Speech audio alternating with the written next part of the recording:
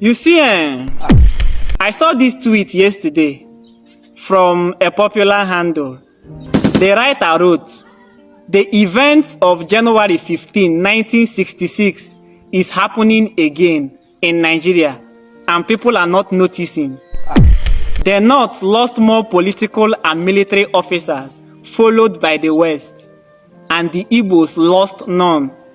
They instigated and led a military coup and protected their own.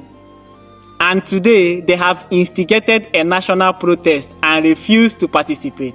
Why you going to talk like that? So this tweet generated quite a lot of reactions. Even Dele Momodu reacted to it, telling the propagators to face what is facing them and leave the Igbo man alone. Now, why am I reacting to the tweet and making this video? Because if you don't challenge a lie, it may begin to appear like the truth. Our people say that until animals have their own historians, that the story of the hunt will always glorify the hunter. If you do not lick your lips, Hamatan will help you and lick it. Now let us lick the lip together and address the issue. The January 1966 coup, was it actually an Igbo agenda? Was it actually a plan by the over-ambitious Igbos to take over the country? No lie. Now, first things first. In one of my previous videos, I told you how the Igbos emerged as one of the most relevant groups in the formative stages of Nigeria. Yes. As at 1950, they had the highest number of post-secondary graduates in Nigeria. And following independence in 1960, they occupied 45% of management positions in the civil service. And it was estimated that it may reach 60% by 1966. Really? They also occupied more than 50% in Nigerian Railway Authority, Nigerian Ports Authority, Nigerian Foreign Service, so on and so forth. God gave it to me. And this was the first point of envy. Other major ethnic groups began to see them as being over-ambitious and being a threat. But it was not just in the civil service that they led. They also had majority of the numbers in the military. Are you telling me the truth? Because at the time, the Igbos had the basic education needed for enrollment. You get it?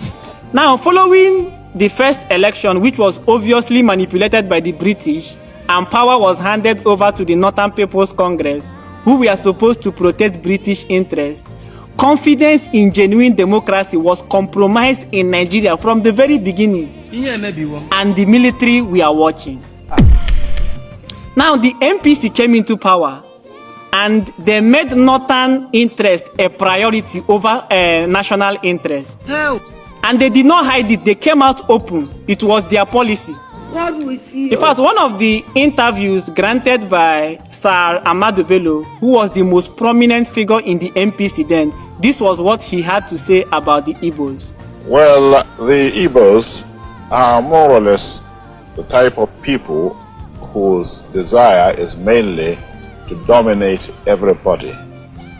If they go to a village, to a town, they want to monopolize everything in that area.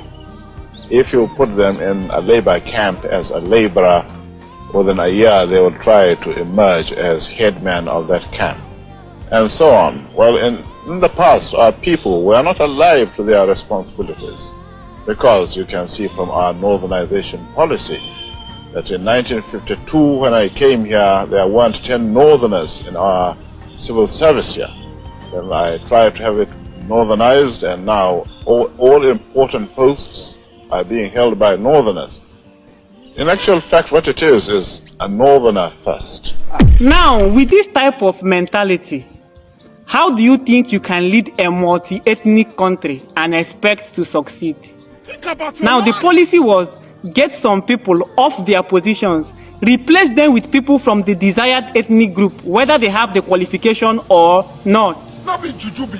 And this culture of nepotism, tribalism, favoritism, social injustice and corruption was not a good foundation for any government to be built.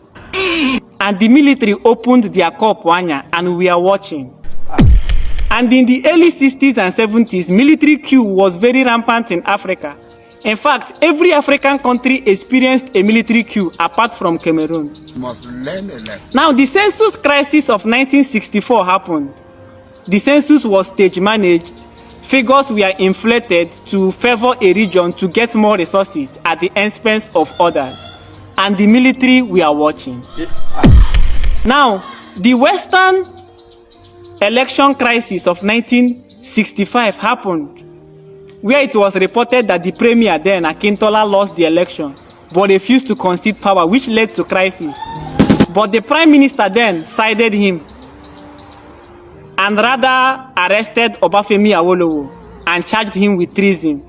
It was during that crisis that Wole Soyinka was adjudged to have held up a radio presenter and forced him to remove Premier's speech and replaced it with another speech.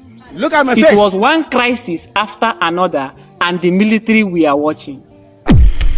If the leadership we had then were sensitive enough, they would have known that the government they were running was standing on one leg, dancing go go go go. But our people say that a puppy that has been destined to die does not perceive the smell of feces. Funny people. So when the military now struck in the early stages of 1966, a military that had prominently Igbo soldiers, who do you think are likely to lead the military coup? The Igbos. But there is more to this Igbo agenda that they attached to that coup, because one of the major coup plotters was Yoruba, Major Adewale Adeboyega, who now came out in 1981 and wrote a book, Why We Struck, where he explained the reason behind the coup. Explained that there was no ethnic group that was singled out, that they just wanted to put out an underperforming government at the time. You get it? He said that one of the major reasons for the coup was to reinstate Obafemi Awolowo as the premier of the West. Do you think the Igbos will lead the coup just to reinstate a man who is not from their ethnic group? I doubt. Even the leader of the coup, Chukwuma Kaduna Nzogu, was only Igbo by name. Really? He was born in Kaduna, raised in Kaduna, schooled in Kaduna, spoke fluent Hausa, and identified as a Northerner. You get it? So if Igbos wanted to lead an Igbo agenda, is it a man with a mixed ethnicity that is supposed to lead it? I still doubt. Now let's talk about the casualties. I could have The Northern Emir then, the Prime Minister, the Premier of the West, and then the Finance Minister, Prince Festus Okotie Ebo, were the major targets. Continue. And the main Igbo leaders at the time, Nnamdi Azikiwe, was not even in the country. Then Michael Okpara, who was the Premier of the East, was not part of the election crisis of the West. So are the coup plotters supposed to track him down and kill a man who was not part of the crisis just because they want to balance the killing? I'm still wondering. Now, in the part of the military, do not let anybody fool you into believing that Igbos did not have any casualties. They had. You get it? Prominent among them was Lieutenant Colonel Otto Unegbe. It was reported that this man was so prominent in the army that he had the keys to the armory and refused to surrender it to the coup plotters, and it cost him his life. So he was loyal to the government of the MPC and paid dearly for it. But when they talk about people who paid the supreme price in the cause of nation building, they hardly mention his name, because mentioning his name will now make this idea of an Igbo coup null and void. We don't know why it's going Even on. Aguiyi Ironsi, who was the most top-ranking military officer at the time, was earmarked for elimination.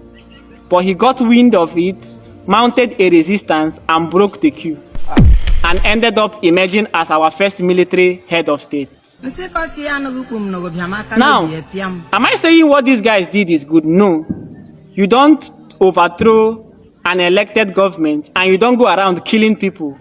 But why do we allow the reckless activities of a few people to make us project the Igbo in negative light since 1966 till now?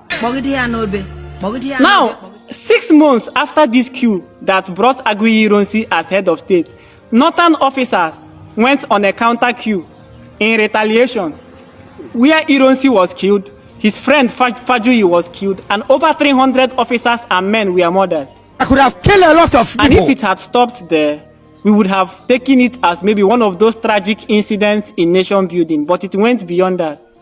Igbos on the street were attacked, rounded up, murdered, injured, maimed, their shops looted.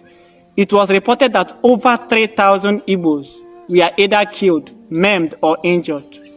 And the number of Igbos that ran away from the north and the west down to Igbo land was over 1 million that period. That was the most deadliest coup in the history of the country. And today, the man that led that coup, Murtala Muhammad, is a national hero. His face is on our currency.